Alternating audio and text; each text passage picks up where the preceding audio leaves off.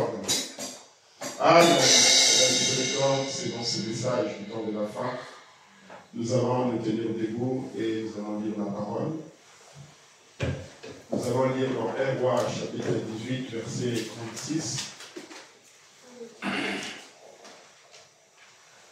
Chama, tu peux te mettre debout. Au moment de la présentation de l'offrande, Élie, le prophète, s'avança et dit: Éternel Dieu d'Abraham, d'Isaac et de Jacob, que l'on sache aujourd'hui que tu es Dieu en Israël, que je suis ton serviteur et que je fais toutes choses à ta parole.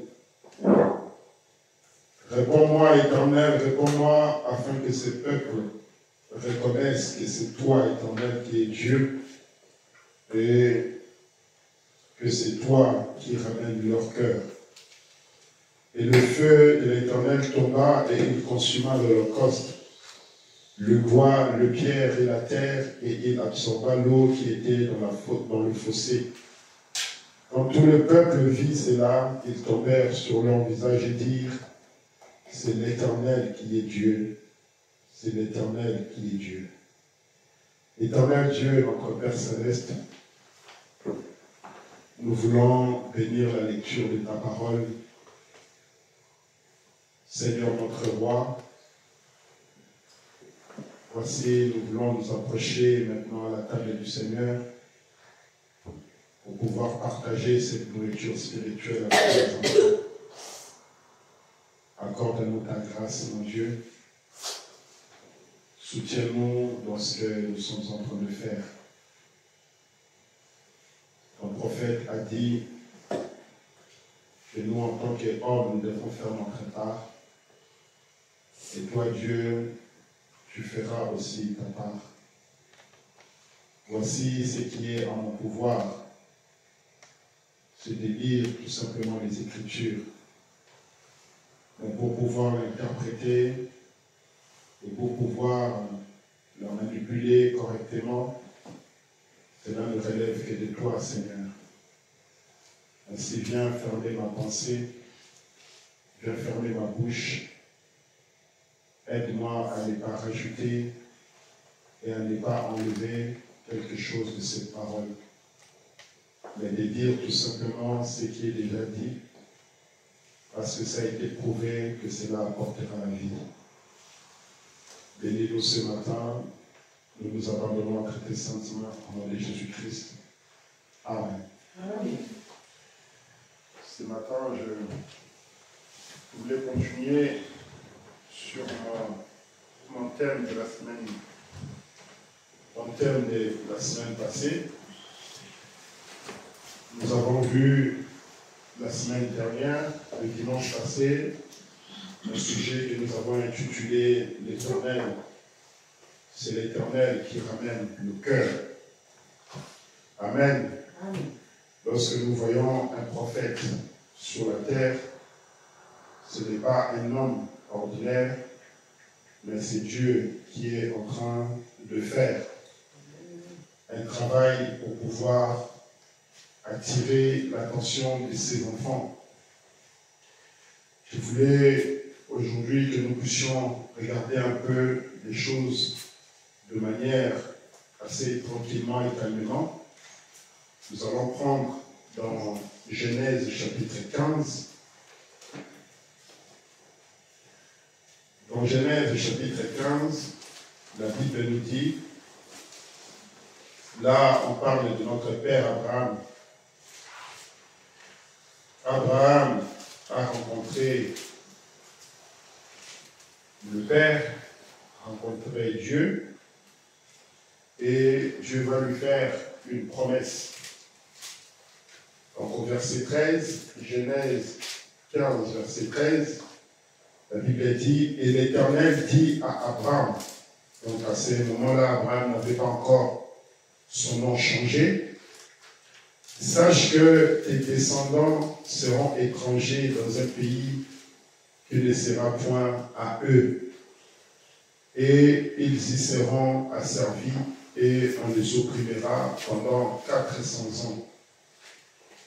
Ici, Dieu, après avoir choisi Abraham, lui est en train de dire que ton peuple va séjourner dans une terre étrangère. Et ton peuple sera asservi pendant 400 ans. Et au verset 14, la Bible dit, mais je jugerai la nation à laquelle ils seront asservis et ils sortiront ensuite avec des grandes richesses. Une promesse que Dieu donne à son fils. Il dit, Abraham, je sais que pour le moment tu n'as pas d'enfants, tu n'as pas des enfants qui sortent de toi, qui sont sortis de toi, mais je te fais une promesse. C'est que tu seras le père d'une multitude de nations. Et tes descendants vont se retrouver dans une terre étrangère. Dans cette terre étrangère, ils vont être asservis.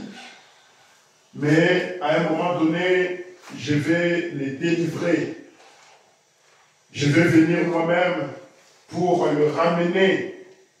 Ils ne resteront plus sur cette terre étrangère. Mais je vais le ramener dans le pays que je t'ai promis. Et ils seront libres dans ce pays-là. Maintenant, si nous lisons en Genèse 17, et là, vous allez voir que Dieu va maintenant établir l'alliance avec Abraham. Dans Genèse 17, le Dieu Tout-Puissant va revenir pour parler à Abraham et là, il va changer son nom. Il dit, lorsque Abraham fut âgé de 99 ans, l'Éternel apparut à Abraham et lui dit, je suis le Dieu Tout-Puissant. Amen. Amen. Je suis le Dieu Tout-Puissant. Marche devant ma face et sois intègre. J'établirai mon alliance entre moi et toi, et je te multiplierai à l'extrême. Abraham, marche devant moi. Abraham, sois intègre devant moi. Et moi, je vais établir une alliance entre moi et toi. Et je te multiplierai à l'extrême. Abraham tomba sur sa face et Dieu lui parla en disant, voici l'alliance que je fais avec toi. Tu deviendras père d'une multitude de nations. On ne t'appellera plus Abraham, mais ton nom sera Abraham. Dieu va changer son nom. Dieu va rajouter H. A dans le nom de Abraham. Il va rajouter le HA pour devenir père des nations. Lui qui n'avait pas de postérité. Abraham qui n'avait pas d'enfant. Mais Dieu lui dit que je te bénirai. À quel âge? À 99 ans.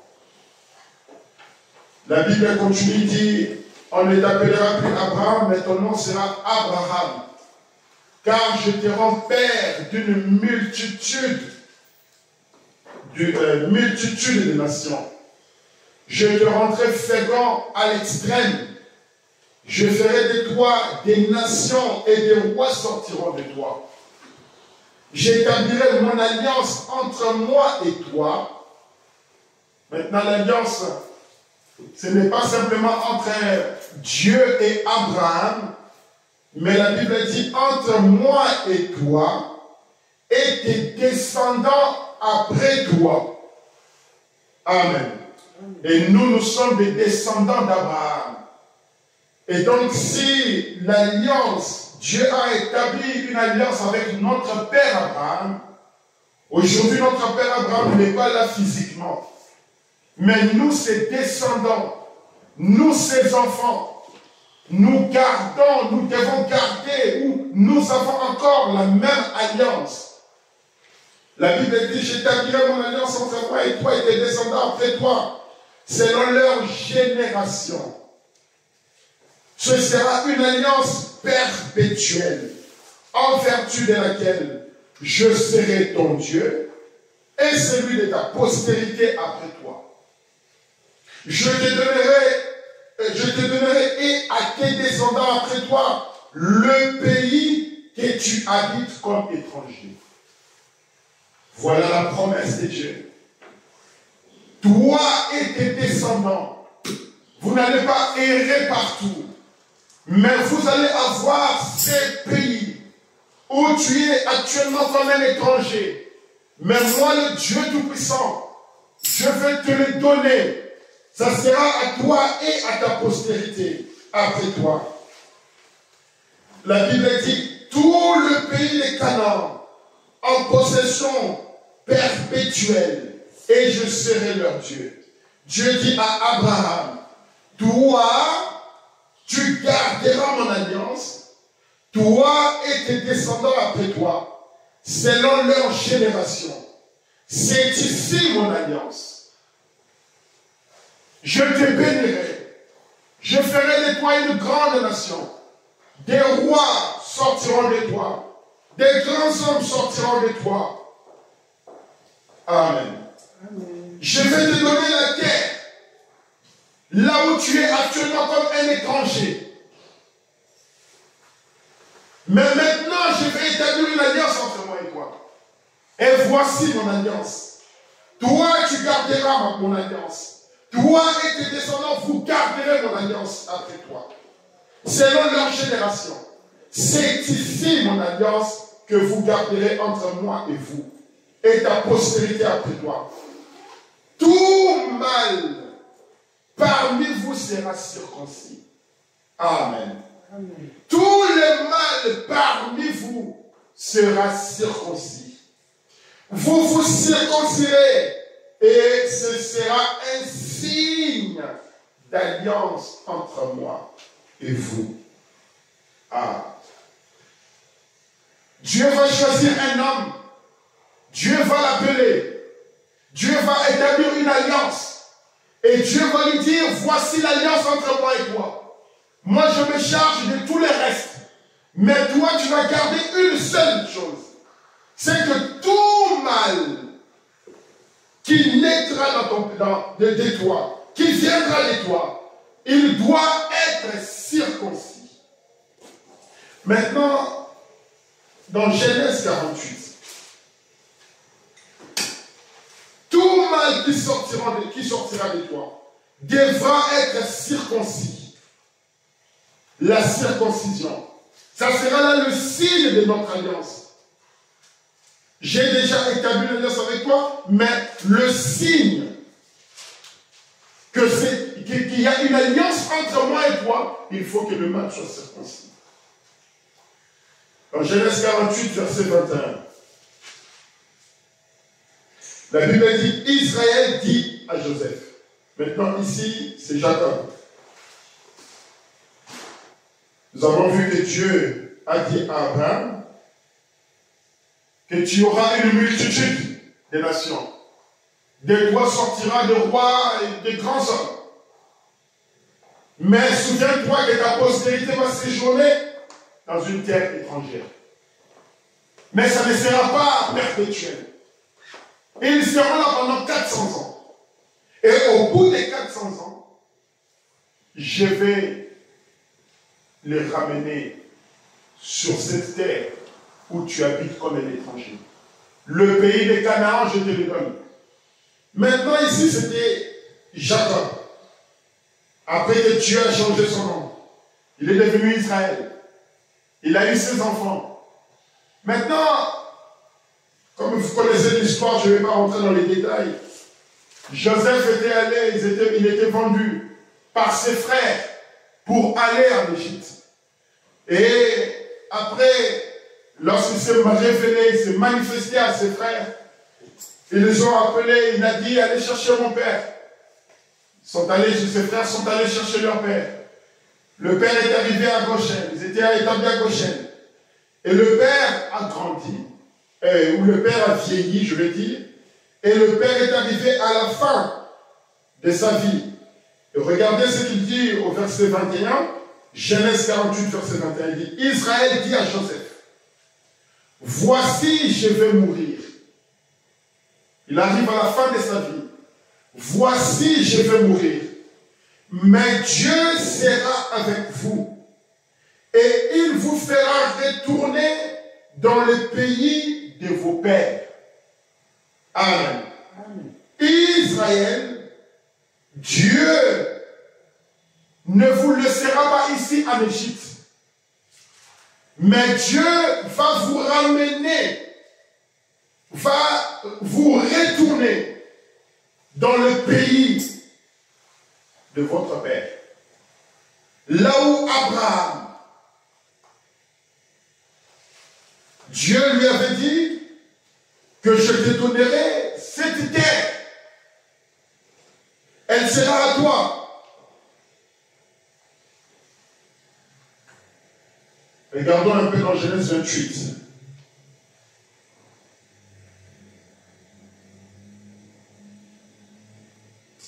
Dans Genèse 28, verset 20. Dans Genèse 28, verset 20, c'est Jacob qui avait eu un songe. Juste pour vous montrer quelque chose. La Bible dit, Jacob fit un vœu en disant, si Dieu est avec moi et me garde pendant ce voyage que je fais, s'il me donne du pain à manger et des habits pour me vêtir, et si je retourne en paix à la maison de mon père, je suis en train de faire mon voyage, mais à un moment donné, il faut que je retourne. Et si je retourne en paix dans la maison de mon père, alors l'Éternel sera mon Dieu.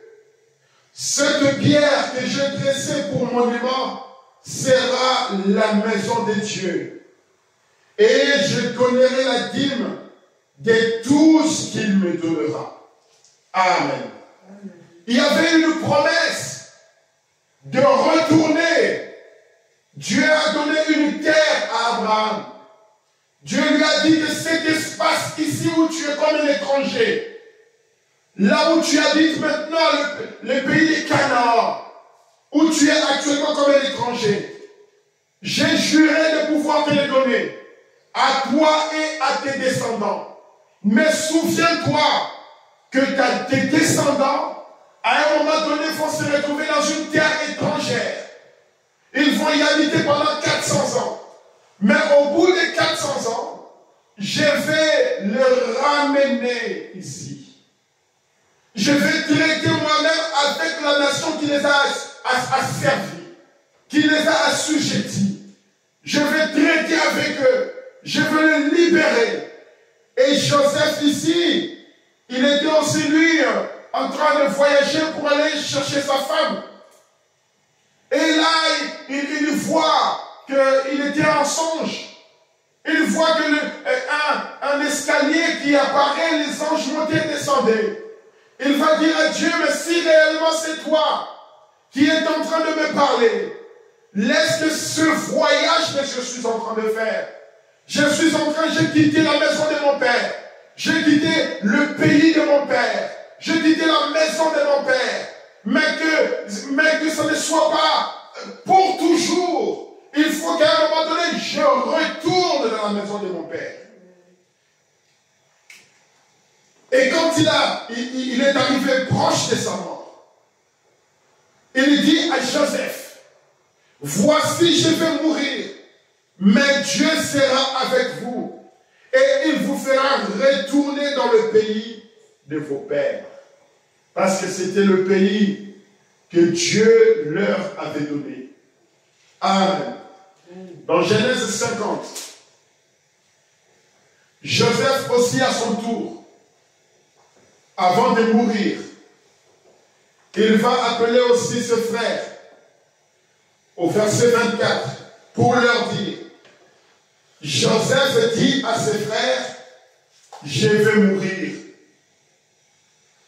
mais Dieu vous visitera et il vous fera remonter de ce pays-ci.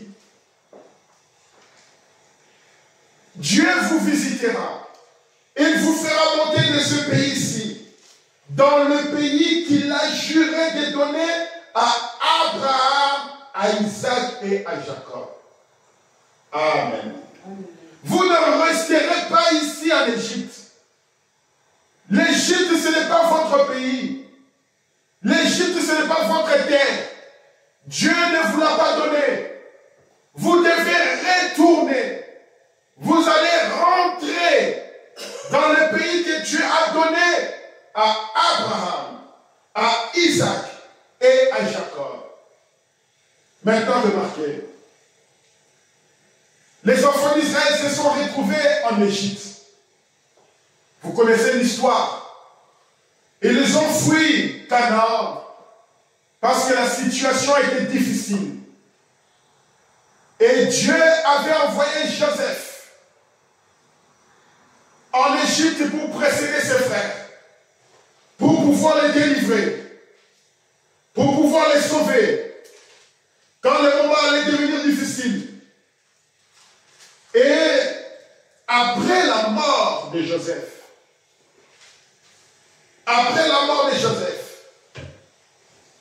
le pharaon qui était là, qui avait accordé à Joseph tous les privilèges, il y a eu changement de pharaon. Joseph n'était plus là. Pharaon qui était là, qui connaissait l'histoire, qui connaissait le bienfait de Joseph qui a sauvé son peuple, n'était plus là. Et maintenant, il y a eu un nouveau roi, un nouveau pharaon. Et celui-là, il ne connaissait pas Joseph. Il se lève et il va dire à ses frères, ces Juifs ici, ils sont nombreux. Ils sont nombreux. Si nous les laissons comme ça, ils vont finir par nous dominer. Ils vont finir par nous dominer. Ils vont finir par nous prendre notre terre. Maintenant, nous allons travailler pour pouvoir les assujettir. Nous allons nous aussi faire quelque chose pour pouvoir les dominer. Regardons dans Exode, au verset 11.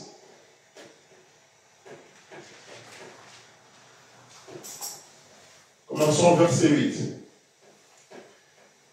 Exode 1, verset 8. Il s'éleva sur l'Égypte un nouveau roi qui n'avait point commis Joseph. Il dit à son peuple, voilà les enfants d'Israël qui forment un peuple le plus nombreux et plus puissant que nous. Allons, montrons-nous habiles à son égard, empêchons qu'il ne s'accroisse et que s'il survient une guerre, il ne se joigne à nos ennemis pour nous combattre et sortir ensuite du pays. Alors qu'est-ce qu'ils ont fait? Ils ont établi sur lui des chefs de corvée afin de l'accabler des travaux pénibles. Montrons-nous habiles. Travaillons pour que ce peuple-ci qui est puissant, qui est nombreux, lorsque nos ennemis voudront nous attaquer, que nos ennemis ne s'associent pas à eux, afin de pouvoir nous dominer. Maintenant, on va imposer sur eux beaucoup de travaux. On les accable des travaux. Les enfants d'Israël, eux qui étaient heureux, eux qui étaient bien, eux qui étaient contents, quand Joseph était là, ils étaient les intouchables. D'un moment à l'autre, leur vie qui bascule. Ils ne comprennent pas. Leur vie bascule. Alors la Bible dit, c'est ainsi qu'il bâtit les villes de Pithom et de Ramsès pour servir de magasin à Pharaon. Mais plus on l'accablait, plus il multipliait et il croissait. difficile. Et le prophète décrit un peu la scène dans le message, l'enseignement sur Moïse. Et là, le prophète il montre comment les Égyptiens accablaient les enfants d'Israël des travaux. Il dit que c'était cruel. Mais pendant qu'ils faisaient ça, pendant que les Égyptiens dominaient sur Israël, pendant qu'ils leur donnaient beaucoup de travail, les enfants d'Israël se multipliaient. Ils se multipliaient. Maintenant, à un moment donné, la situation était devenue pénible, très difficile. Et les enfants d'Israël ont commencé à crier à leur Dieu. Ils ont commencé à crier. Ils ont commencé à crier. Toutes ces choses-là, c'était Dieu qui était en train de préparer cela pour pouvoir sortir les enfants d'Israël, pour pouvoir le ramener dans leur pays, dans le pays d'Abraham. Regardons maintenant dans Exode chapitre 5. Dans Exode chapitre 5, là, Moïse est venu. C'est là où j'avais commencé mon message de la semaine dernière, le dimanche passé. C'est là que Moïse se présente. Et Moïse, vous savez comment il était né? Il est venu un jour, il a rencontré un Égyptien et un Israélite en train de se battre. L'Égyptien était en train de battre l'enfant d'Israël. Et Moïse va venir, il va prendre l'Égyptien, il va le tuer pour sauver son frère, croyant qu'il allait comprendre. Vous connaissez que Moïse, il était venu parce que les enfants d'Israël criaient à Dieu, criaient à Dieu. Son père Amram, le prophète nous dit qu'il priait, il a beaucoup prié. Et Dieu a donné un libérateur. Vous connaissez cette histoire, Moïse a été mis dans les eaux. La fille de Pharaon qui était là a pris Moïse. Et c'est la maman de Moïse qui s'est retrouvée dans la maison de Pharaon en train d'allaiter le bébé. Mais il y a eu un décret. Il y a eu un décret avant. Et c'était Pharaon Ramsès qui avait dit aux femmes, aux sages femmes des enfants d'Israël. Il dit que comme les enfants d'Israël, les femmes là, les Israélites là, ils se multiplient, malgré qu'on les accable de travail, malgré qu'on les domine, mais ils sont toujours en train de se multiplier. Nous allons commencer à tuer les enfants. Dans Exode 1, chapitre 14, il leur rendit la vie amère par des rudes travaux en argile et en brique, et par tous les ouvrages des champs. Et c'était avec cruauté qu'il leur imposait toutes ces charges. Le roi d'Égypte parla aussi aux sages femmes des Hébreux, nommées l'une Shipra et l'autre Pua. Il leur dit, quand vous accoucherez les femmes hébreux et que vous les verrez sur les sièges, si c'est un garçon, faites-le mourir. Si c'est une fille, laissez-la vivre. Vous allez vous souvenir à l'époque de Jésus, quand Jésus-Christ était venu, c'est ce qu'Hérode aussi avait fait. Mais les sages-femmes craignirent Dieu et ne firent point ce que leur avait dit le roi d'Égypte. Elles laissèrent vivre les enfants. Le roi d'Égypte appela les sages-femmes et leur dit, pourquoi avez-vous agi ainsi et avez-vous laissé vivre les enfants? Les sages-femmes répondirent à Pharaon, c'est que les femmes des Hébreux ne sont pas comme les Égyptiennes. Elles sont vigoureuses et elles accouchent avant l'arrivée de la sage-femme. Dieu fit du bien aux sages-femmes et le peuple multiplia et devint très nombreux. Amen. Le peuple s'est multiplié, devient très nombreux. Maintenant, quand Pharaon a vu ça, il va dire, bon, maintenant, je vais promulguer cette loi-là dans toute la nation. Ça ne sera plus avec les sages femmes juives, les femmes israélites. Alors Pharaon donna cet ordre à tout son peuple. Vous jetterez dans le fleuve. Vous jetterez dans le fleuve tout garçon qui naîtra. Et vous laisserez vivre toutes les filles. Juste pour pouvoir dominer. Que ce peuple ne soit pas nombreux. Maintenant, tous les enfants qui vont naître dans le fleuve. Et c'est dans ce fleuve-là même que Moïse a été pris. Maintenant, Moïse a grandi. C'est là où nous sommes arrivés à Exode 5.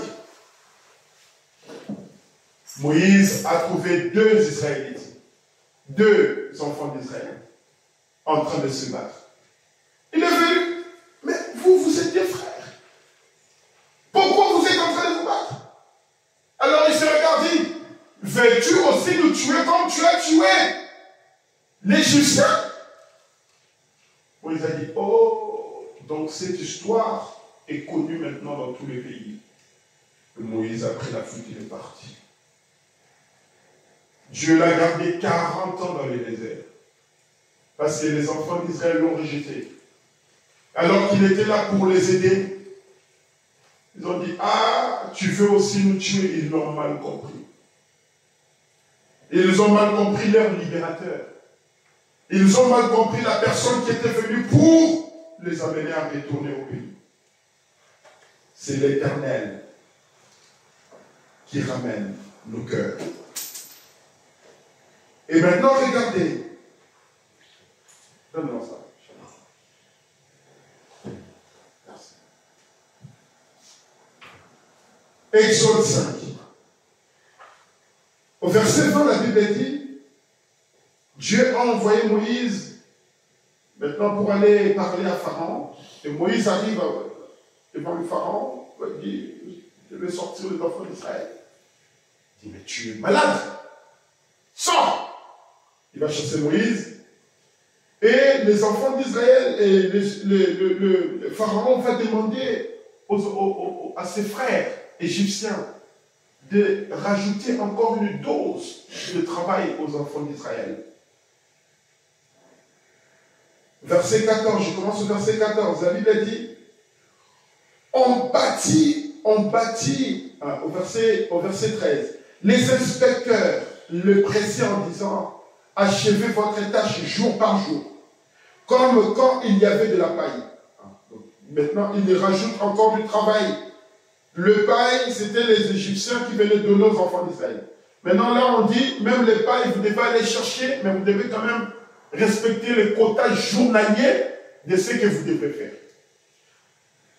On a achevé votre tâche jour par jour, comme quand il y avait de la paille. On bâtit même les commissaires des enfants d'Israël, établis sur eux par les inspecteurs des pharaons. Pourquoi, disait-on, n'avez-vous pas achevé hier et aujourd'hui, comme auparavant, la quantité de briques qui vous avait été fixée? Les commissaires des enfants d'Israël allèrent se plaindre à Pharaon et lui dire, pourquoi traites-tu tes serviteurs? On ne donne pas de paille à tes serviteurs. Et l'on nous dit, faites des briques. Et voici tes serviteurs sont battus, comme si ton peuple était coupable. Pharaon va leur dire, vous êtes des paresseux. Des paresseux. Voici pourquoi vous dites, allons offrir des sacrifices à l'Éternel. Maintenant, allez travailler. On ne vous donnera point de paille. Et vous livrerez la même quantité de briques. En sortant, verset 20, en sortant de chez Pharaon, ils rencontrèrent Moïse et Aaron qui les attendaient.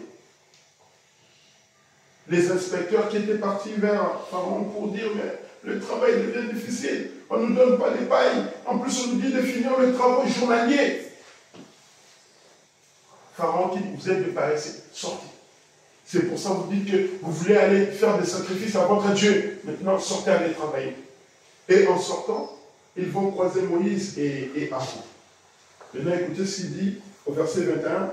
Il leur dit, donc les inspecteurs dirent à Moïse et à Pharaon, que l'Éternel vous regarde et qu'il juge. Vous nous avez rendus au Dieu, à Pharaon et à ses serviteurs.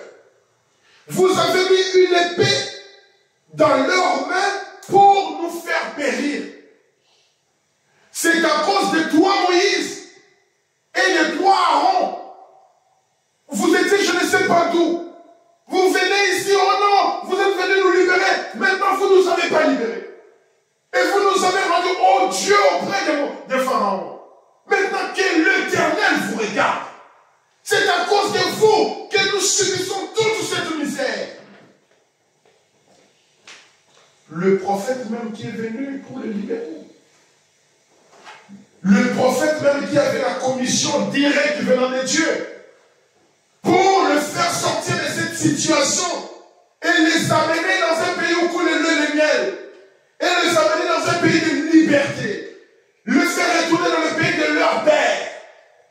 Où Joseph avait dit, vous ne me laisserez pas ici. Vous ne resterez pas ici. Mais vous retournerez dans le pays d'Abraham, d'Israël, d'Isaac. Nous ne resterons pas ici. Maintenant, quand la prophétie commence à s'accomplir, quand les choses commencent à se mettre en place, eux, ils ne voyaient pas. Les enfants d'Israël ne comprenaient pas. Ils viennent dire à Moïse, mais que l'Éternel te regarde. Tu nous as rendus au Dieu auprès de Pharaon. Nous étions bien. Nous étions tranquilles. Mais c'était toi, Moïse et Aaron. Maintenant, Moïse va retourner vers Dieu.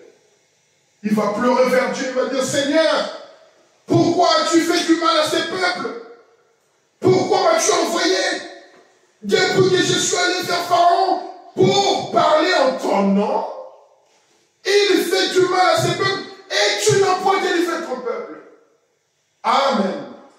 Maintenant, depuis que je suis allé vers Pharaon pour parler en ton nom, un homme, vous n'allez pas voir Dieu comme ça.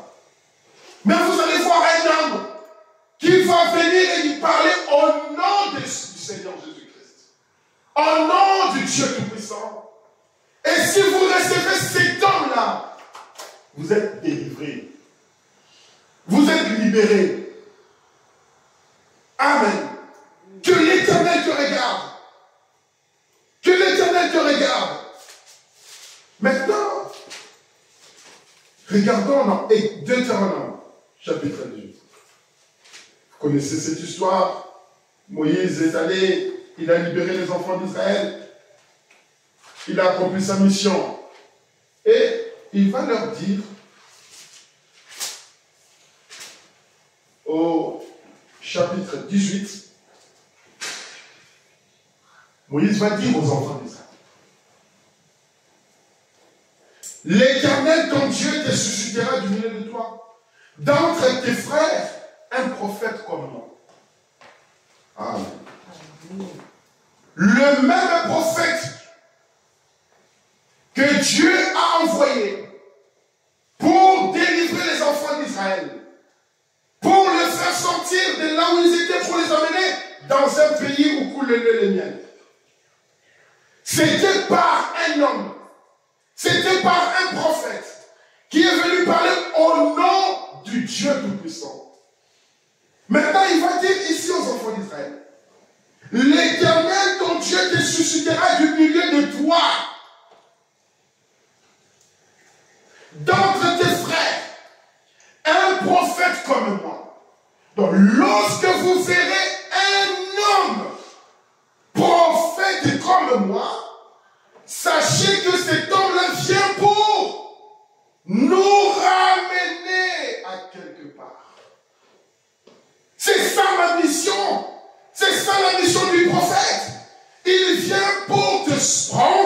tu es pour te ramener à l'endroit où tu devrais être. Moïse est venu pour prendre les enfants d'Israël qui étaient en Égypte pour le ramener dans le pays où ils étaient. Où le Père avait juré à Abraham, je te donnerai cette terre, elle sera à toi. Donc quand vous verrez un prophète qui apparaît comme moi, un prophète comme moi, qui sera suscité de milieu de vous, sachez que il y aura un travail de la restauration. C'est un travail de ramener, de retourner à l'endroit où Dieu veut que vous soyez. C'est merveilleux. Il dit, le prophète dit, un prophète comme moi, vous ferez quoi? Vous l'écouterez. Prenons un peu tous nos Bibles, lisons un peu cette partie, parce que c'est très important. Et Deutéronome 15, non, Deutéronome 18, verset 15. Oh! Un prophète n'apparaît pas comme ça par hasard. Un prophète ne sort pas comme ça pour s'amuser. Lorsque vous voyez un prophète qui apparaît, il y a un travail de restauration. Il y a un voyage qui commence. Est-ce que vous êtes là? Amen. Verset 15. L'Éternel, ton Dieu, te suscitera du milieu de toi, d'entre tes frères, un prophète comme moi. Vous l'écouterez. Il répondra ainsi à la demande que tu fis à l'Éternel, ton Dieu, à Horeb le jour de l'assemblée, quand tu disais que je n'entende plus la voix de l'Éternel, mon Dieu, et que je ne voie plus ce grand feu, afin de ne pas mourir. Vous vous souvenez de cet événement qui s'était passé dans Exode chapitre 20? C'était lors de la sainte convocation. Dieu avait dit à Moïse, appelle tout le peuple, ils vont me voir. Pendant que c'était au mont Horeb, tous les enfants, au mont Sinaï, tous les enfants de Dieu étaient là. Et ils voyaient la montagne fumante, les tonnerres, le feu. Et eux, ils n'entendaient rien, ils voyaient juste de boum, boum, boum, boum. Ils disent non, ça c'est une scène terrible. Nous ne comprenons rien. En plus, nous sommes effrayés que Dieu ne parle plus comme ça. Moïse, comme toi, tu as les capacités d'entendre ce que Dieu dit. Toi, vas-y, écoute ce que Dieu dit. Et ensuite, viens nous le rapporter. Et nous t'écouterons, toi, notre frère. On dit qu'il est toujours difficile d'amener un homme à croire à un autre mortel. C'est la chose la plus difficile. Et Moïse qui a dit, mais souviens-toi, c'est toi qui as fait la demande. Et Dieu avait trouvé que c'était mieux ta demande. Il t'a exaucé. Que je n'entende plus la voix de l'Éternel, mon Dieu. Et que je ne voie plus ce grand feu, afin de ne pas mourir. L'Éternel me dit, ce qu'ils ont dit est bien. Ce que le peuple a dit là, c'est bien. Je leur susciterai du milieu de leurs frères. Il ne sera pas un étranger, mais ce sera quelqu'un de la famille, quelqu'un qui est parmi vous. Du milieu de leurs frères, un prophète comme toi, Moïse. Je mettrai mes paroles dans sa bouche. Moi, l'Éternel, je te susciterai un prophète. Ce prophète que je te susciterai, il sera comme un Moïse. Je mettrai mes paroles dans sa bouche. Et il dira tout ce que je lui commanderai. Oh, tout ce que Dieu a dit, le prophète doit le dire. Et toi, tu as le devoir d'écouter. Maintenant, la Bible dit, et si quelqu'un n'écoute pas mes paroles, qu'il dira à mon nom, c'est Dieu qui est en train de dire, si quelqu'un n'écoute pas cet homme-là que je susciterai, qui dira mes paroles, qui parlera à mon nom, c'est moi, Dieu, qui lui en demanderai les comptes. Si un prédicateur, il vient ici, il vous dit que frère Branham a dit, ne faites pas ça, ne faites pas ça, ne faites pas ça. Si vous le continuez à le faire, c'est Dieu qui vous demandera à vous des comptes. Ce n'est pas à cet homme-là de venir se battre avec vous. Non. Comme nous le voyons aujourd'hui avec les terroristes. Non, vous devez croire. Vous devez croire. Si vous ne croyez pas, boum, explosion, attentat. Non, ce n'est pas à moi de me battre avec vous. La Bible m'a dit que moi j'ai juste le devoir de répéter. Et c'est à vous de prendre ou non. Et celui qui vous demandera les comptes, c'est le Dieu Tout-Puissant. Mais le prophète qui aura l'audace, le prophète qui aura le courage, le prophète qui aura l'orgueil de dire à mon nom une parole que je ne lui aurais pas commandé de dire, ou qui parlera au nom d'autres dieux, ce prophète-là sera puni de mort. Je vais le tuer. Un faux prophète, un faux prédicateur qui viendra ici pour commencer à contredire ce que Moïse a dit, pour commencer à contredire ce que Branham a dit, Dieu va le retrancher. Et Dieu a déjà fait cela dans la Bible. Corée a été retranchée. Avec les autres, ils ont été retranchés. La terre s'est ouverte, ils ont été engloutis, enterrés vivants. Parce qu'ils se sont opposés à Moïse, la voix de Dieu, la bouche de Dieu. Maintenant, la Bible dit, peut-être diras-tu dans ton cœur, comment connaîtrons-nous la parole que l'Éternel n'aura point dite? Si le prophète vient, moi Dieu m'a parlé, moi Dieu m'a dit que vous devez faire ça, que vous devez m'écouter. Maintenant, nous, comment saurons-nous que ce qu'il a dit là, c'est ce que Dieu a dit? Ou ce n'est pas ce que Dieu a dit? La Bible continue. Quand ce qui dira le prophète n'aura pas lieu et n'arrivera pas, ce sera une parole que l'Éternel n'aura point dite.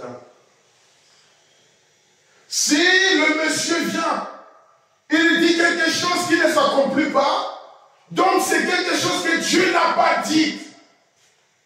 Amen. Ça veut dire que Dieu ne l'a pas dit. Parce que la parole de Dieu doit s'accomplir. La parole de Dieu doit s'accomplir. Et vous allez le voir. Dieu a dit à Abraham, ta postérité va séjourner dans une terre étrangère. Ils ont été dans une terre étrangère. Je vais les délivrer. Je vais traiter avec la nation qui va les asservir. Et Dieu a traité avec cette nation-là. Amen. Je vais les délivrer. Moi-même, Dieu, je les délivrerai. Dieu est venu là rencontrer Moïse. Et par Moïse, Dieu a libéré les enfants d'Israël. La parole de Dieu, ça doit s'accomplir. Les cieux et la terre passeront, mais la parole de Dieu ne passe jamais. Ne passe jamais. Quand Dieu dit quelque chose, quand vous entendez l'ainsi dit le Seigneur, observez tout simplement. Et vous allez voir la chose arriver. La Bible a dit, donc si ce prophète-là dit quelque chose, et que cela ne vient pas, cela ne se réalise pas, donc ça veut dire qu'il n'a pas dit, c'est un faux prophète. Hein? Quand ce qu'il dira, le prophète n'aura pas lieu. Et n'arrivera pas, ce sera une parole que l'Éternel n'aura point dite.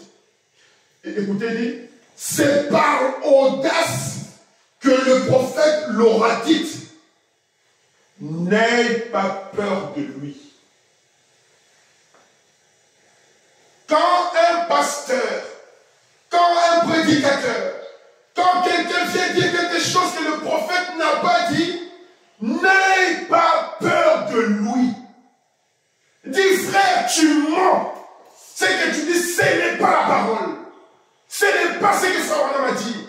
Ce n'est pas ce que Dieu a dit. N'ayez pas peur de lui. C'est par audace, c'est par courage, c'est par orgueil qu'il l'aura dit. Et toi, n'aie pas peur d'une personne comme ça. Mais l'Éternel, votre Dieu, vous suscitera un prophète comme moi. Quand le prophète vient, c'est pour faire un travail spécifique. C'est pour prendre un peuple et le ramener à l'endroit où il devrait être. Le prophète nous dit, dans notre message que nous avons lu le dimanche dernier, la foi est une ferme assurance, du 14 avril 1947, au paragraphe 66, je laisse un peu en bas. On dit, Dieu rendait témoignage que c'était son Fils unique. Est-ce vrai? Dieu rendait témoignage de cela. Il a dit, celui-ci est mon Fils.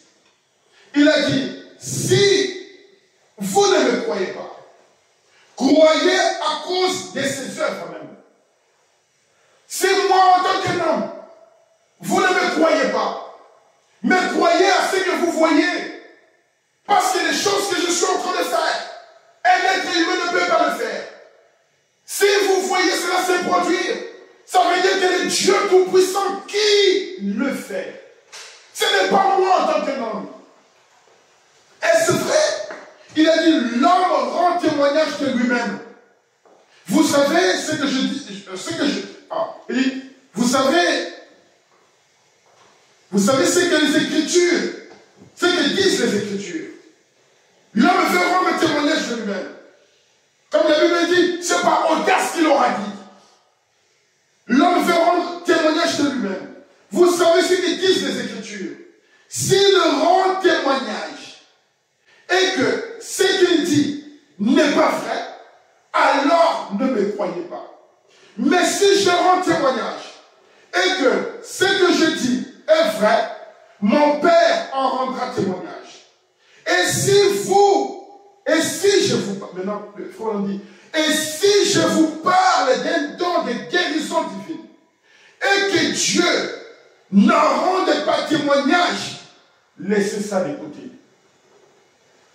Si moi, je vous parle d'un don de guérison divine, mais que Dieu ne rende pas témoignage de cela, mettez ça de côté.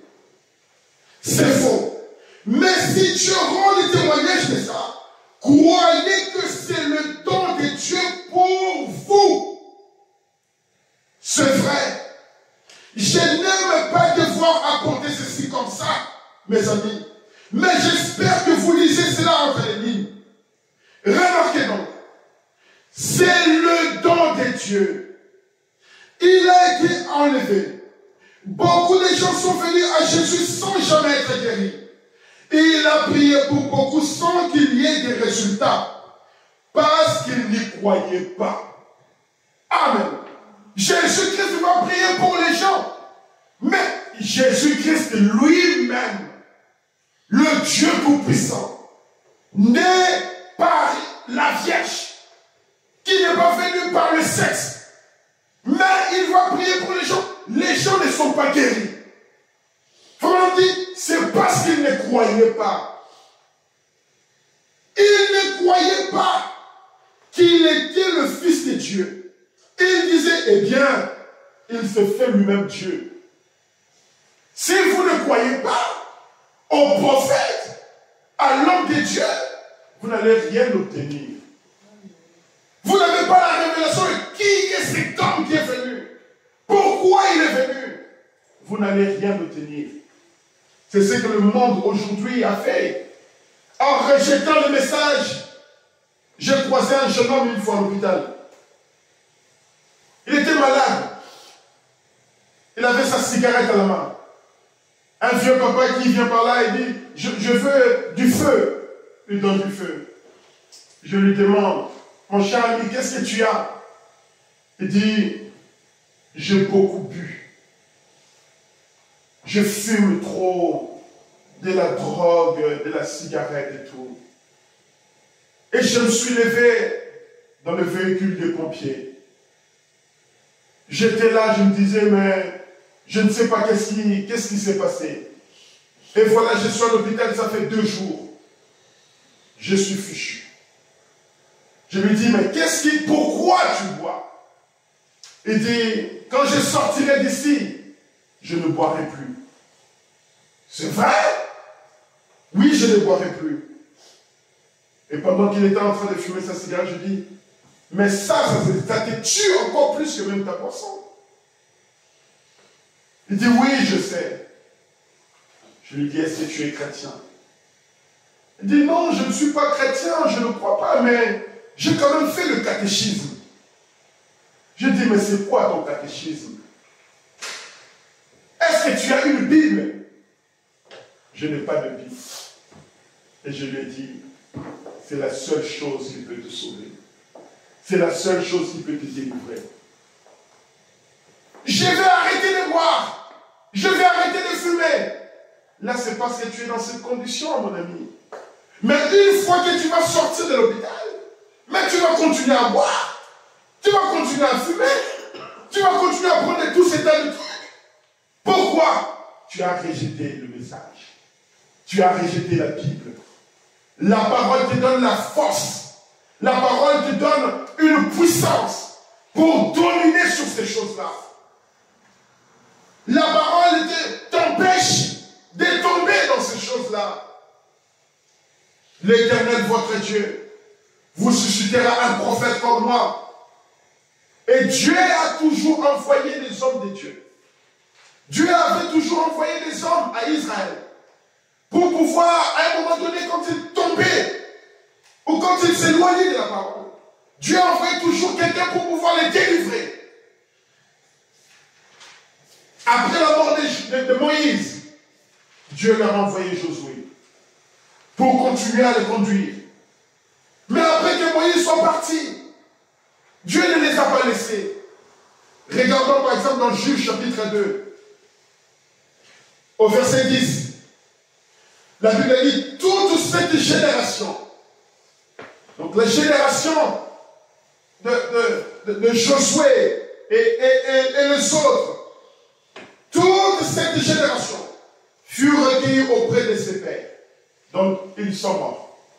Et il s'éleva après elle une autre génération qui ne connaissait point l'Éternel, ni ce qu'ils avaient fait en faveur d'Israël.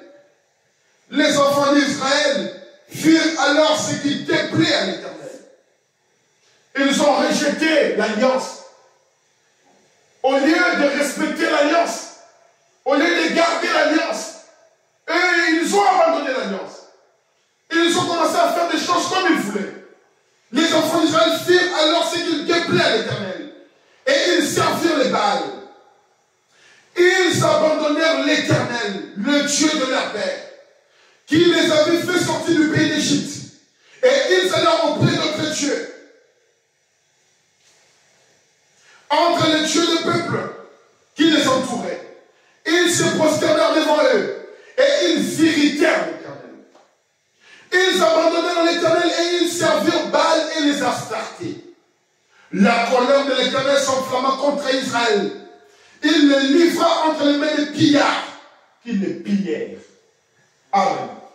Puisque vous avez abandonné la parole, maintenant, allez, je vous chasse.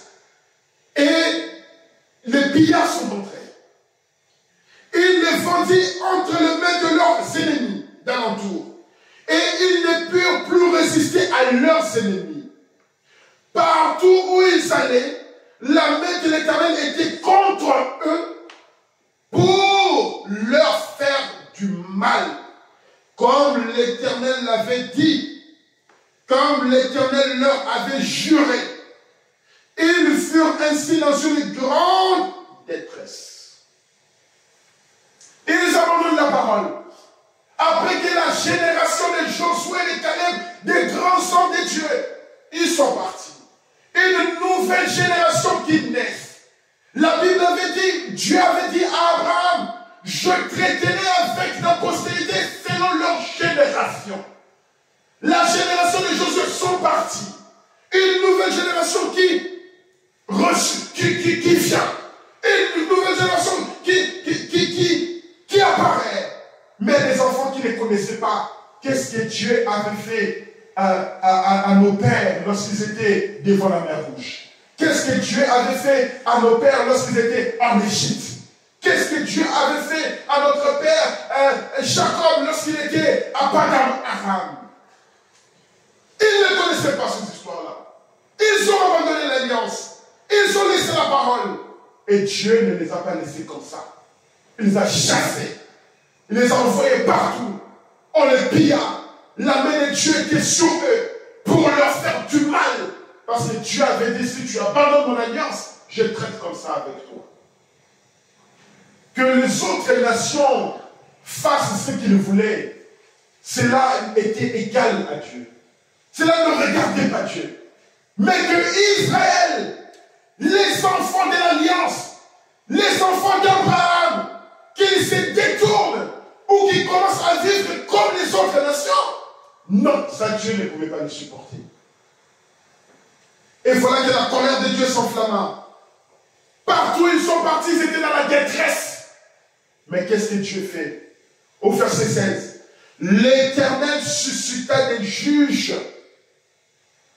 Lorsque vous voyez un juge apparaître, lorsque vous voyez un prophète apparaître, c'est pour ramener un peuple qui est éloigné de l'alliance de Dieu.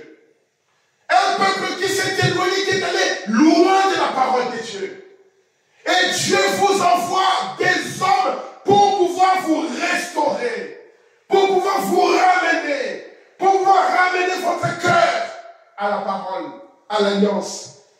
Et l'Éternel suscita des juges afin qu'il les délivre de la main de ceux qui les pillaient. C'est Dieu même qui a envoyé des gens pour les piller. C'est le même Dieu maintenant qui envoie des juges. Allez-y, pour délivrer le peuple. Mais ils n'écoutèrent pas même leurs juges, car ils se prostituèrent à d'autres dieux, se prosternèrent devant eux, ils se détournèrent promptement de la voie qu'avaient suivi leur père, et ils n'obéirent point comme eux au commandement de l'Éternel. Ils ne sont pas écoutés. On leur envoie des hommes, on leur envoie des prédicateurs, on leur envoie des juges, on leur envoie des ministères pour pouvoir les aider à retourner à la foi de leur père, à revenir dans l'alliance. Mais ils n'écoutent pas. Ils préfèrent rester là, écouter la musique du monde, écouter les grands sons de ce monde, regarder les films, se divertir, le foot, regardant toutes ces choses-là.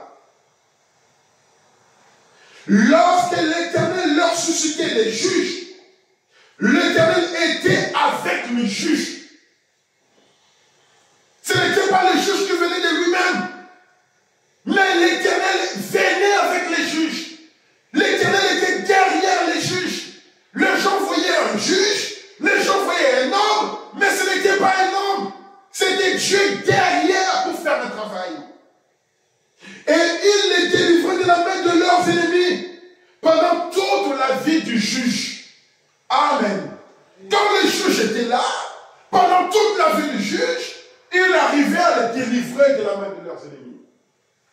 Mais, car l'Éternel, écoutez, parle 1. Lorsque l'Éternel leur suscitait les juges, L'Éternel était avec les juges et il les délivrait de la main de leurs ennemis pendant toute la vie du juge. Car l'Éternel avait pitié de leur gémissement contre ceux qui les opprimaient et les tourmentaient. Mais à la mort du juge, il s'est corrompu de nouveau plus que leur père, en allant après d'autres dieux pour les servir et se prosterner devant eux. Dieu envoie un juge.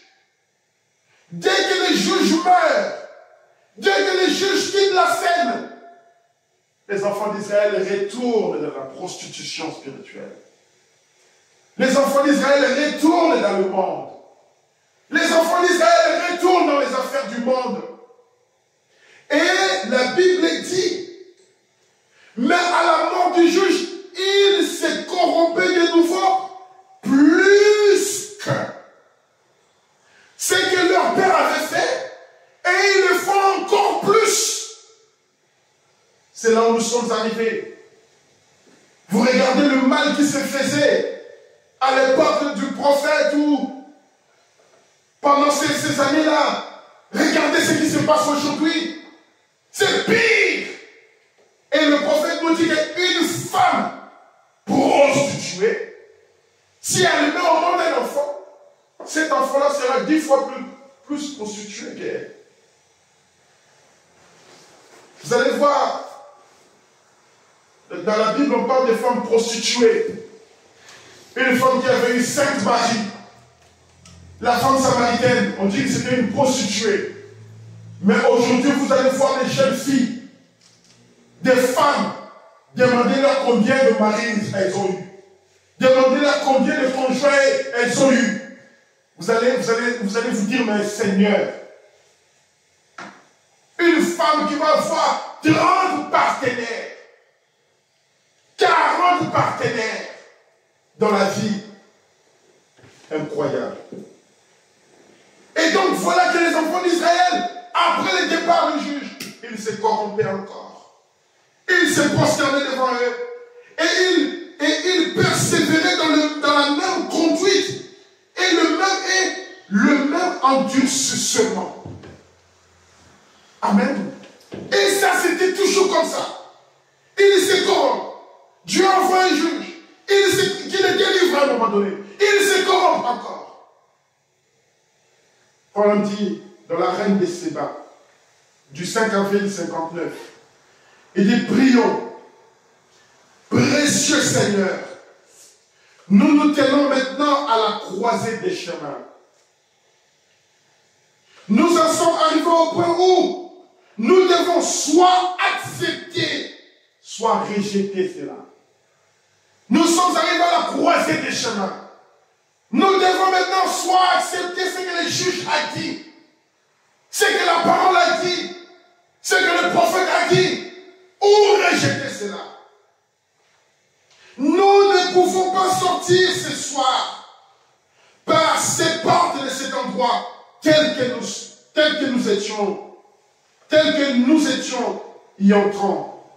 Nous serons soit meilleurs, soit pires.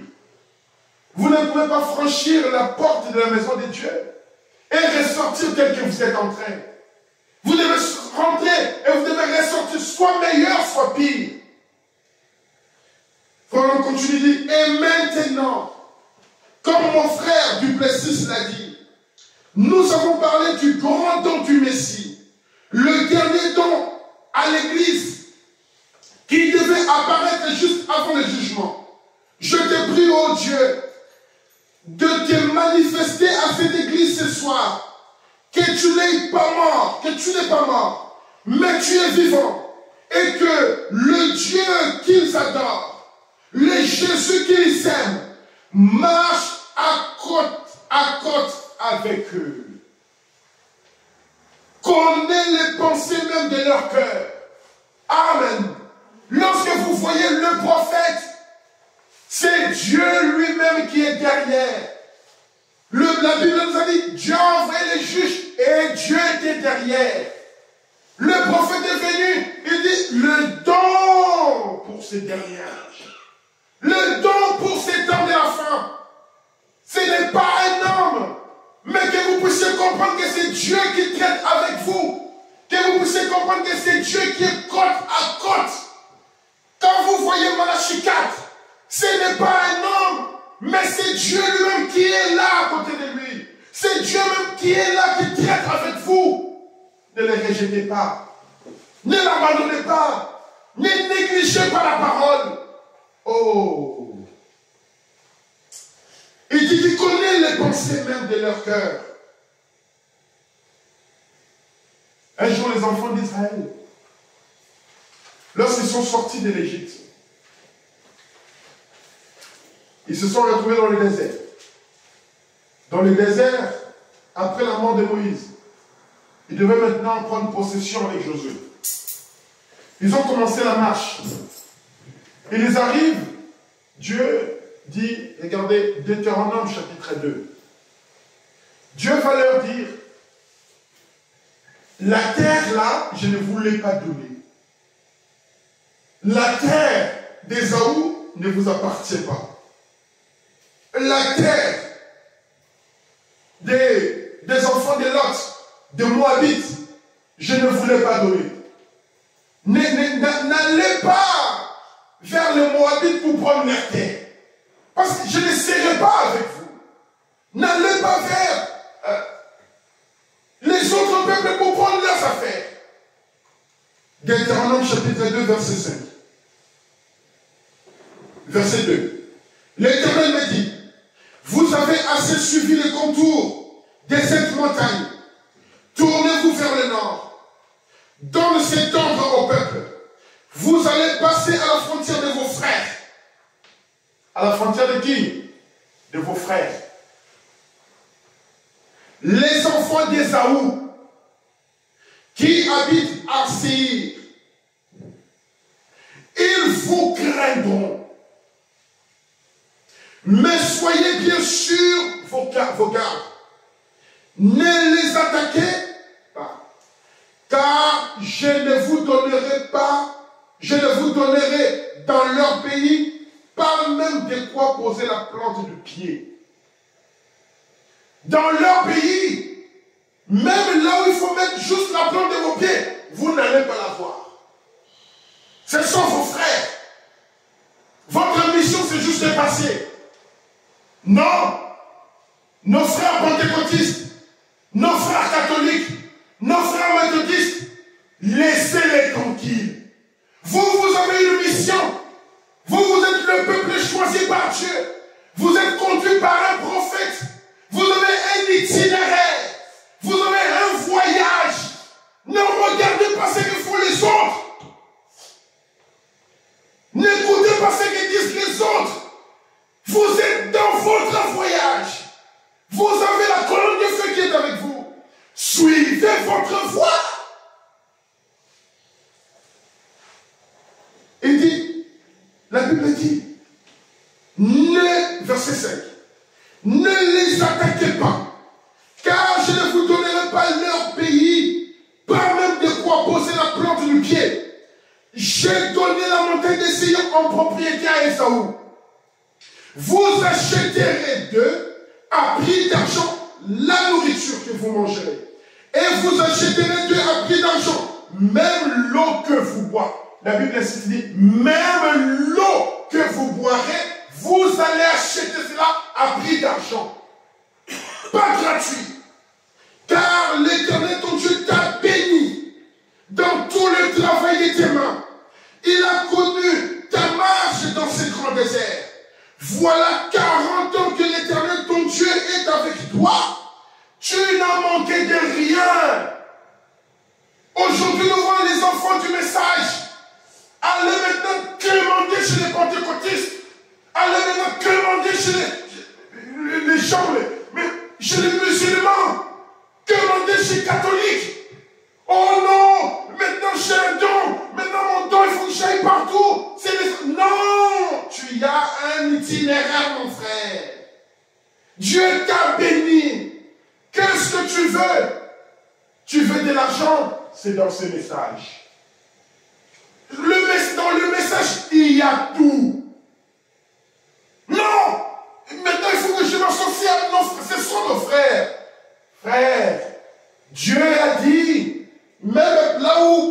passer la plante de mon pied, il ne me les donnera pas.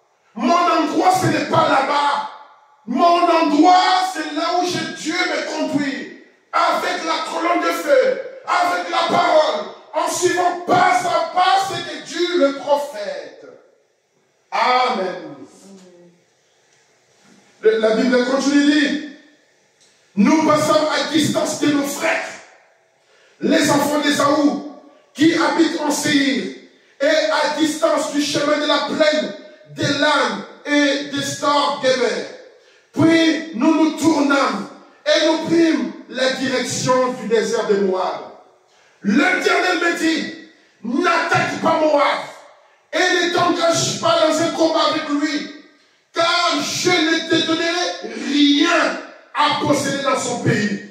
Et aux enfants de Lot, que j'ai donné en propriété. C'est aux enfants de Lot que j'ai donné en propriété. Vous, là, à ce n'est pas votre endroit. Ce n'est pas votre lieu. N'allez pas créer des troubles là-bas. Parce que moi, je ne serai pas avec vous là-bas. Je ne vous donnerai rien là-bas. Oh, quand je vois aujourd'hui comment le message est traité, comment nous prenons le message à la légère, nous voulons, il suffit que Dieu puisse nous bénir un peu avec un petit don. Nous voulons que tout le monde le sache. Je suis devenu un grand prédicateur. Je suis devenu un grand monsieur. Je suis devenu un grand chantre. Miséricorde. Le prophète nous dit, donc il ne l'était pas ainsi au commencement, du 6 mars 60. On dit, les églises vont commencer à se secouer. Les hommes aujourd'hui, frères Duplessis, peuvent vous dire la même chose. Que de grands conducteurs, de grandes églises ont commencé à examiner, à faire l'inventaire. Frère Duplessis, c'était un Sud-Africain. C'était un frère qui était beaucoup dans le milieu pentecôtiste. Et frère nous dit, frère Duplessis peut vous dire la même chose. Que de grands conducteurs, de grandes églises ont commencé à examiner, à faire l'inventaire. Et des hommes des milieux luthériens et presbytériens cherchent la véritable chose qui était descendue le jour de la Pentecôte. Maintenant, les grandes églises commencent à chercher la véritable chose qui était descendue à la Pentecôte. Qu'est-ce qui était descendu à la Pentecôte? Le Saint-Esprit. Dieu lui-même, qui est descendu dans ses disciples. On dit, ce frère, oh, ça c'est merveilleux. Le prophète dit, ils ne la trouveront pas dans leur dénomination et autres. Oh, my. Le véritable Saint-Esprit, le véritable baptême du Saint-Esprit, ils ne la trouveront pas dans leur dénomination et autres. Les grandes églises commencent à faire l'inventaire. Ils cherchent à recevoir le Saint-Esprit.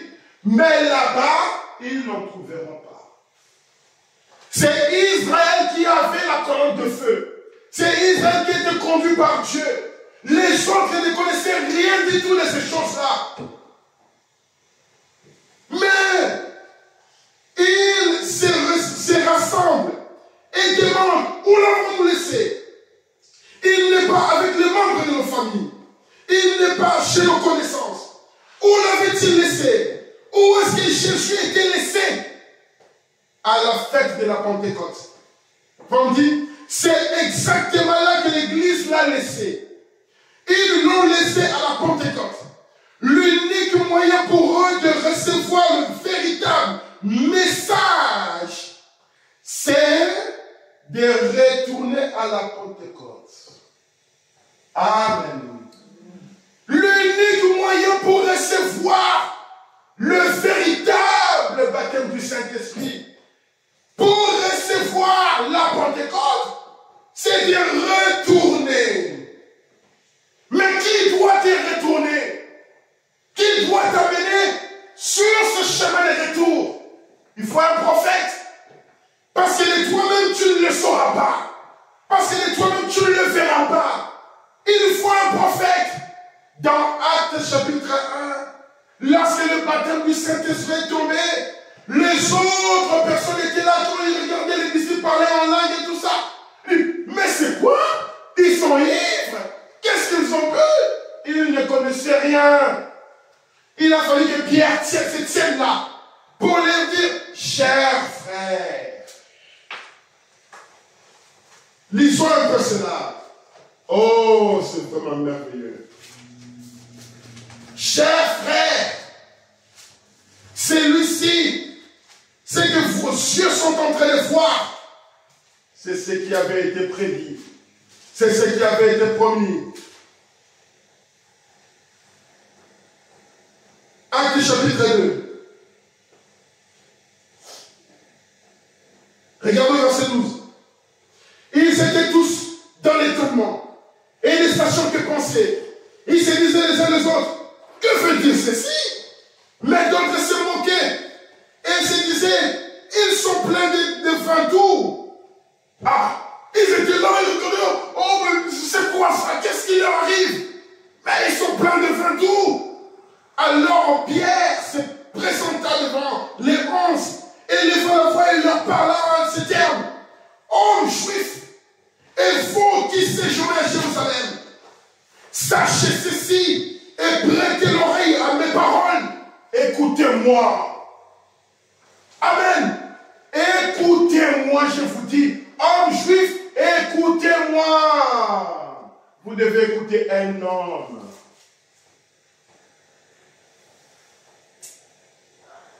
Oh, il dit, hommes juifs, et vous qui séjournez à Jérusalem, sachez ceci et prêtez l'oreille à mes paroles. Ces gens ne sont pas ivres comme vous le supposez, car c'est la 3e heure du jour. C'est une nouvelle génération. Nous sommes dans une nouvelle époque. C'est la 3e heure du jour. Mais c'est ici ce qui a été dit par le prophète Joël. Dans les derniers jours, dit Dieu, je répandrai mon esprit sur toute chair. Vos filles et vos fils et vos filles prophétiseront. Vos jeunes gens auront des visions et vos vieillards auront des songes. Oui, sur mes serviteurs et sur mes servantes.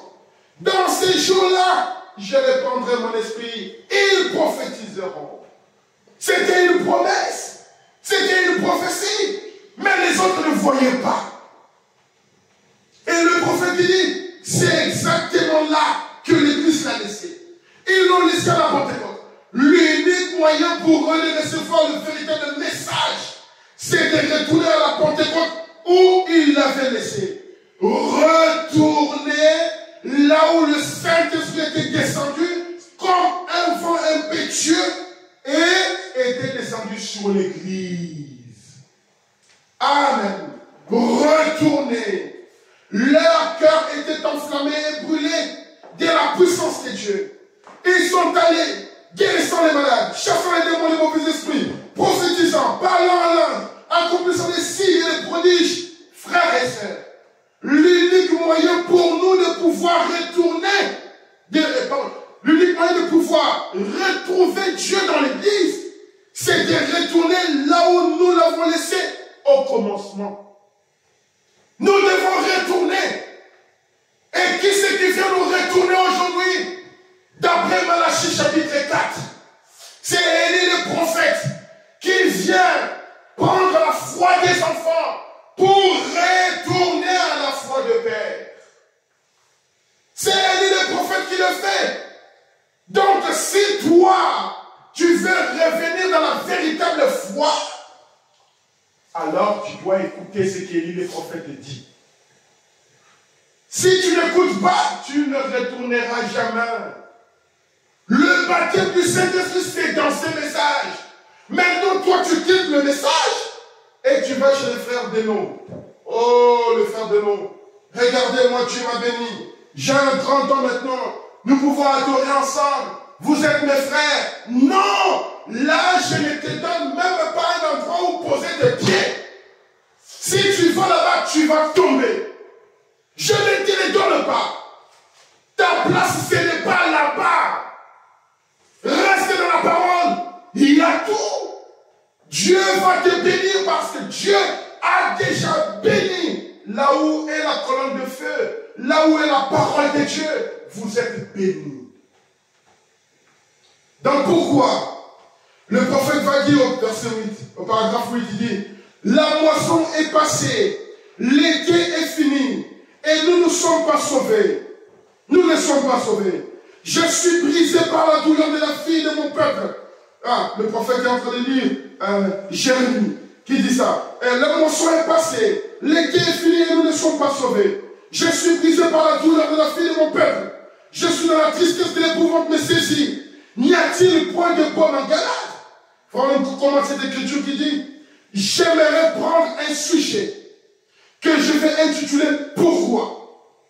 Vous savez, lorsque Dieu, qui est si bon envers nous, fraye une voie afin que nous échappions au danger et que nous n'acceptons pas cette voie, alors Dieu se demande pourquoi. Dieu te fraye une voie, Dieu t'envoie un prophète, Dieu lui-même se cache derrière le prophète et il te conduit. Et toi, tu ne fais pas suivre la voie. Il demande, mais pourquoi? Je pense qu'il a les droits de demander pourquoi. Car il s'est donné toute la peine afin de frayer cette voie pour notre bien. Dieu lui-même a pris la peine de t'envoyer les prophètes, de t'envoyer un prophète pour te retourner. Et toi, tu négliges, tu abandonnes, tu rejettes, tu cherches de l'argent. Il a dit, il a le plein droit, car il s'est donné toute la peine afin de prier cette voie pour notre bien. Et il l'a placé devant nous. Et ensuite, nous nous détournons carrément et nous refusons cela. Il a le droit de nous demander pourquoi. Pourquoi faisons-nous cela? Et à la place, nous allons chercher à nous frayer notre propre chemin. Mais l'homme a toujours tendance à se frayer sa propre voie. Il a prouvé cela dans le jardin d'Éden. Il s'est confectionné un tablier en feuilles de figuier. Et l'homme a toujours cherché à projeter ses propres idées sur celles de Dieu. Dieu te dit, ne va pas là-bas. Non, ce sont mes frères. Tu prends ton idée à toi, tu veux l'associer à l'idée de Dieu. Et à faire en sorte que l'idée de Dieu s'accommode à son idée. Pourtant, nous ne devons pas faire cela. L'homme a toujours tendance à prendre son idée, à vouloir que ça se commode, ça s'arrange avec l'idée de Dieu. Et Franck dit, pourtant nous ne devons pas faire cela. Nous sommes censés prendre la voie à laquelle Dieu a pourvu et ne poser aucune question à ce sujet. Je n'ai pas de questions à me poser. Je n'ai pas à me poser plein de questions. Dieu l'a dit, c'est bon. Je le crois et j'avance. Pendant que les grandes dénominations, les grandes églises cherchent où est-ce que nous avons trouvé le Saint-Esprit. Toi, tu es dans le pays. Toi, tu as reçu le message. Au lieu que tu restes dans le message, toi, tu vas encore là où eux, ils cherchent la chose même.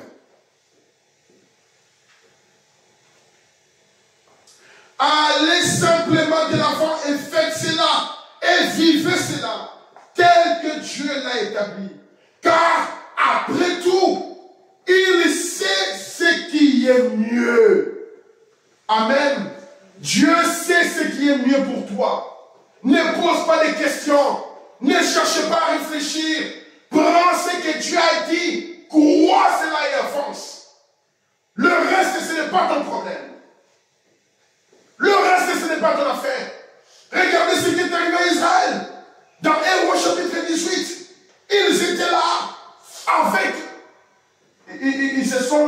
pris dans le piège de l'adoration de Balaam, de Baal, avec un roi qui était rétrograde. Akab est un roi rétrograde, qui s'est marié avec Jézabel. Jézabel qui va amener tout le pays, tous les enfants, dans l'adoration de Baal. Mais Dieu a envoyé Élie le prophète. 1 Roi chapitre 18. Dieu envoie Élie le prophète. Et Élie qui va dire, c'est toi qui es en train de trouver les enfants d'Israël. Et lui dit, non mais c'est toi qui trouves les enfants d'Israël. Et Élie va lui dire, bon, donnons-nous rendez-vous là-bas, au Mont Carmel.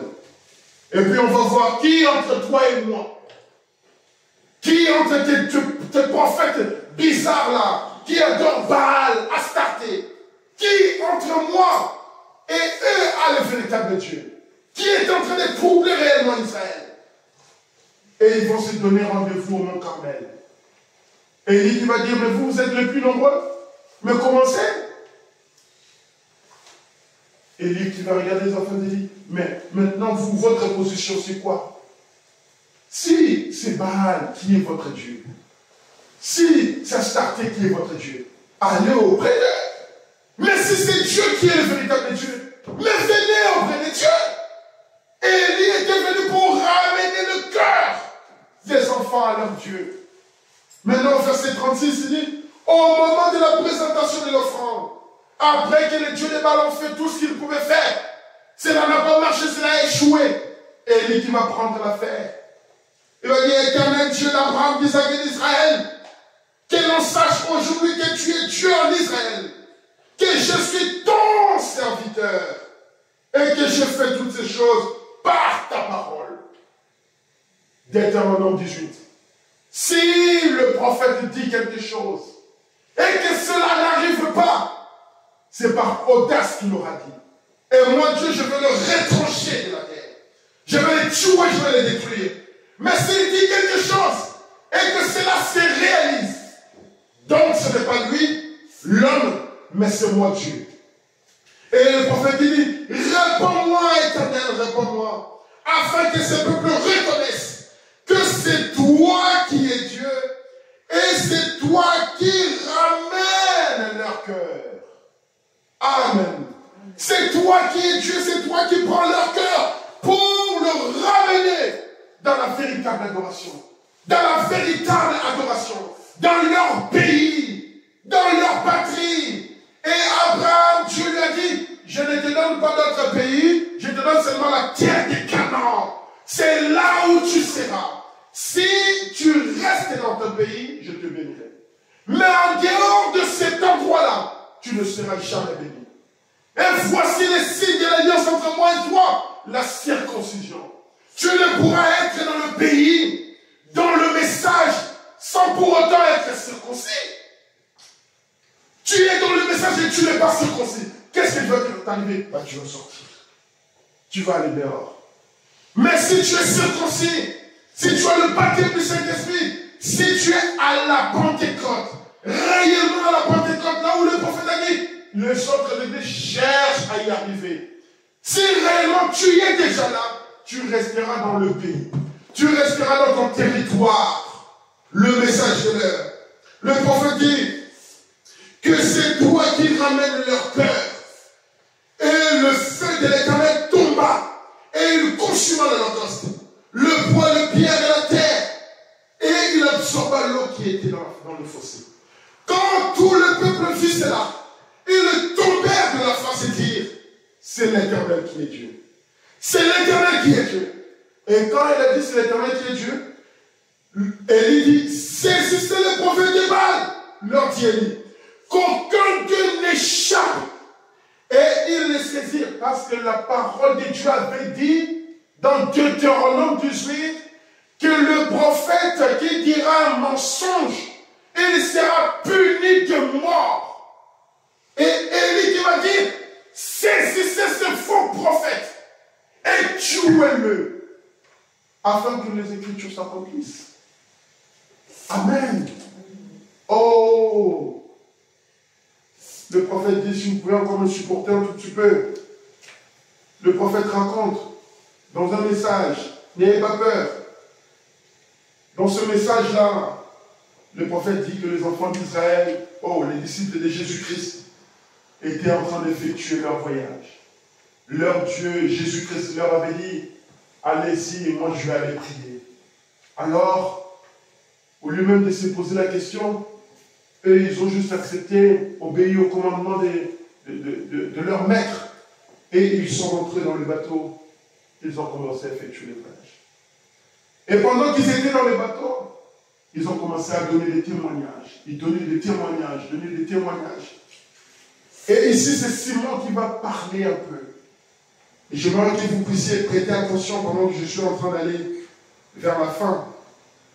Donc, n'ayez pas peur, du 9 juin 60, le prophète dit au paragraphe 16, dit, c'est Simon qui est en train de parler, il dit, je me souviens que mon vieux père qui était pharisien m'a dit pendant que nous prêchions ensemble, il a dit, mon fils Simon, je ne pense pas que je verrai la venue du Messie. Je me fais vieux et mes jours sont comptés. Mais je t'ai élevé afin que tu le voies. Maintenant, laisse-moi t'enseigner, mon fils, afin que tu sois sûr de reconnaître ce que ce Messie sera. Car il se lèvera beaucoup de faux messies. Beaucoup de grandes choses arriveront juste avant que ce véritable Messie vienne. Mais il y aura un vrai signe messianique qui l'accompagnera. Quand le véritable Messie viendra, il y aura de faux messies qui vont apparaître. Mais ne faites pas attention à cela. Parce que le véritable Messie, quand il viendra avec le signe messianique. Et voici les signes par lesquels tu le reconnaîtras, s'il le vrai ou pas. Il sera un prophète. Regarde le signe, la chose qui t'indiquera qu'il est vrai ou pas. Il sera un prophète. Souvenez-vous que quand le prophète vient, il a une mission. Il a un travail. Généralement, il apparaît quand les conditions sont difficiles.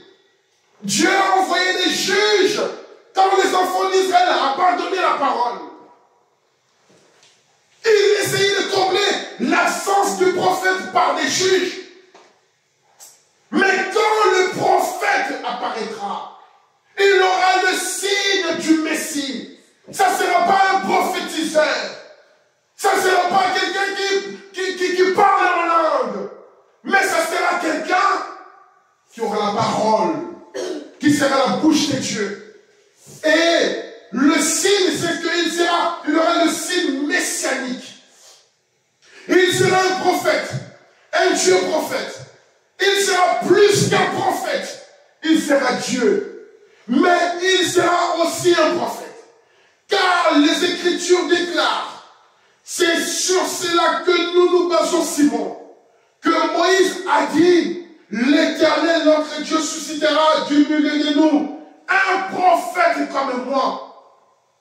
Et il rassemblera alors le peuple.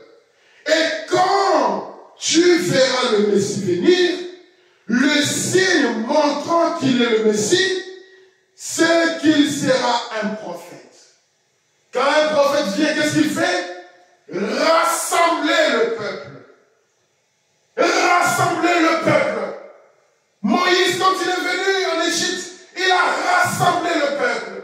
Élie, quand il est venu, il a rassemblé le peuple. Et on dit, Jésus, quand il est venu dans les montagnes des Oliviers, il a dit, oh, Jérusalem, combien j'ai voulu vous rassembler. Quand le prophète vient avec la mission, rassembler. Dans Osée chapitre 12, la Bible nous dit, par un prophète, Israël fut monté hors d'Égypte. Et c'est par un prophète que Israël fut gardé. C'est par le prophète que Dieu fait ces choses. Le papa de Simon qui continue dit, et toi attends-le, car cela fait maintenant 400 ans que nous n'avons pas eu les prophètes. Il n'y avait plus eu de prophètes. Depuis Malachie, il dit, depuis Malachie, je crois que le prochain signe prophétique qui sera manifesté sera celui du Messie. Éveille à cela, mon fils. Eh bien, ces disciples étaient dans une situation terrible. Pendant qu'ils étaient dans l'eau en train de voyager, d'un coup, Satan regarde et dit, ah, ils sont sans leur maître. Ils sont là sans Jésus-Christ. Maintenant, je vais aller les prendre et les détruire. Alors, Satan va envoyer un vent violent, un vent impétueux. Et les disciples étaient dans une situation compliquée. Les gens qui étaient là en train de donner des témoignages, des très bons témoignages, d'un coup, la scène va changer. Ils vont se retrouver là, le bateau qui tend de tous les côtés, un vent violent qui vient, et ils se rendent compte qu'ils étaient sans Jésus-Christ. Un jour, ils étaient avec Jésus, et Jésus était en train de dormir. Le vent qui arrive, ils sont allés réveiller Jésus. Jésus, nous allons périr. Jésus qui se réveille, dit, calme-toi la tempête. La tempête s'est calmée. Mais maintenant, cette fois-ci, ils étaient sans Jésus. Et le prophète nous dit, eh bien, ces disciples étaient dans une situation terrible. Ils étaient sans Jésus. Ils étaient là-bas en plein océan. Mais ils obéissaient à un commandement. Jésus leur avait dit de partir, traverser la mer. Je vais prier. Et ils suivaient la ligne du devoir. Vous suivez toujours la ligne du devoir tant que vous prêchez le baptême du Saint-Esprit et que vous restez sur cette voie. Vous êtes toujours dans la ligne du devoir. Je pense que ce matin, c'est ce que je suis en train d'essayer de faire. Donc, je suis dans la ligne du devoir. Le prophète continue. Jésus n'était pas allé si loin que ça. Savez-vous ce qu'il avait fait? Il avait gravi la montagne la plus haute de cette contrée de façon à avoir la mer en vue d'un bout à l'autre. Il avait envoyé. Il voulait veiller pour le moment où ils auraient des ennuis. Amen. Nous sommes dans la ligne du devoir. Et Jésus-Christ est avec nous. Il est en train de veiller maintenant le moment où nous allons arriver. Le moment où nous serons en difficulté, il va venir nous aider. Il dit, il les avait envoyés. Il voulait veiller pour le moment où ils auraient des ennuis. D'être sûr que s'il arrivait quelque chose, eh bien, il serait là pour les secourir. Il serait juste sur le lieu pour les secourir s'il arrivait quelque chose. Si vous arrive quelque chose, Dieu est là pour vous secourir. Il est monté tout au sommet de la montagne. Il pouvait observer d'un bout à l'autre l'océan, d'un bout à l'autre cette petite mer-là. Et quand il a vu le vent était contraire, que Satan leur envoyait son souffle, et alors qu'est-il arrivé? Juste quand il était au comble du désespoir, Jésus vint vers eux en marchant. Quand ils sont arrivés au comble du désespoir, quand ils se sont dit, mais ici c'est fini, nous sommes morts. Le bateau va sombrer. Nous allons tous être noyés. Au moment où il n'y avait plus d'espoir, au moment où toute l'éternité est plus sombre, Jésus vient en marchant. Amen. Voici le problème. Lorsque ces disciples se sont trouvés dans un moment de détresse, qu'est-il arrivé? Quand ils l'ont vu venir, ils ont eu peur de lui. Pendant qu'ils étaient dans un moment de détresse, voilà le problème. Ils ont vu Jésus venir. Au lieu qu'ils crient victoire, au lieu qu'ils disent Alléluia, au lieu qu'ils disent nous sommes sauvés, nous sommes délivrés, ils ont eu peur. Eh bien, c'est exactement le problème qu'a l'église ce soir.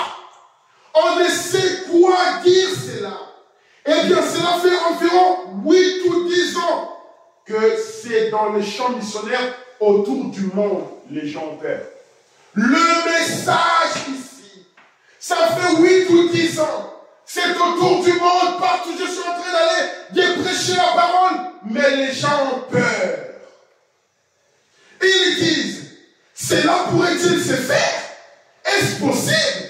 Ça peut être un peu drôle.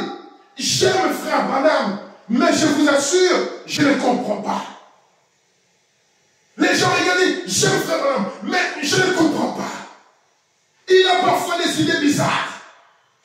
Et tant que vous pensez cela, vous ferez mieux, vous ferez aussi bien de rester dans votre siège. C'est juste. C'est juste. Maintenant, écoutez. Quand frère Branham lui-même, il dit, quand ta frère Branham lui-même, il n'est rien. Quand ta frère Branham lui-même, quand il s'agit de l'homme Branham lui-même, il n'est rien. Mais écoutez, c'est tout à fait juste. Mais je représente le véritable esprit de Dieu parce qu'il vient par la parole et fait ce que la parole dit de faire. Si vous ne pouvez pas me croire, alors croyez l'évangile que je prêche. Eh bien, faites cela. Amen. Si vous ne croyez pas à moi, Branham, croyez à l'évangile que je prêche. Et oui, mes frères, faites cela. Oh! Jésus a dit la même chose. Si cela fait les œuvres de Dieu, alors c'est Dieu. En effet, nul ne peut faire les œuvres de Dieu si ce Dieu n'est pas avec lui. Amen. Les œuvres que vous avez vues, la mère au possum, je prie pour la mère au possum, elle a été guérie, mais les hommes et les femmes viennent, ne sont pas guéris. Pourquoi? Parce qu'ils ne croient pas. Pourquoi vous ne croyez pas? Regardez, n'ayez pas des pensées bizarres. Ne dites pas, frère Branham, il a des idées bizarres. Si vous croyez cela, si ça vous traverse l'esprit, alors restez là où vous êtes. Mais je vous dis, quant à l'homme Branham, ce n'est rien, mais c'est Dieu lui-même qui est derrière. Quand vous voyez un prophète apparaître, c'est pour nous prendre et nous restaurer, et nous ramener dans le pays, nous ramener dans le véritable baptême du Saint-Esprit, nous ramener à Christ dans notre pays. Abraham, tu as ce territoire ici, et tes enfants-là, je ne leur donnerai pas le pays d'Ésaü. Je ne leur donnerai même pas le pays de Moab. Ils ont leur territoire. Ils n'ont qu'à demeurer dans leur territoire.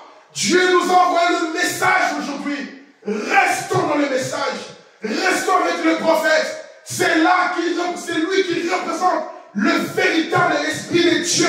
Le véritable baptême du Saint-Esprit. Viens par lui. Et si nous accrochons à la parole, nous sommes sur le chemin du devoir. Que le Seigneur vous bénisse. Amen.